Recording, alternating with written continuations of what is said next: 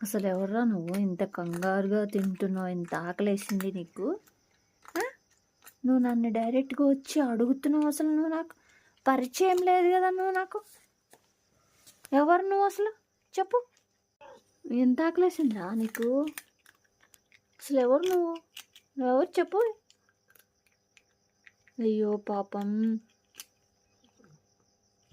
ఈ ఏరియాలో నేను కాబట్టి పెడతారా? ఎవరు పెట్టరు తెలుసా మీకు? మీకు కానీ డాగ్స్కి కానీ. గీత ఒక్కతే జంతువులకి పెట్టేది, పక్షులకి. అదేనా? నీకు ఇంత ఆకలేసింది కదా రే. అసలు నువ్వు ఎవరు చెప్పు.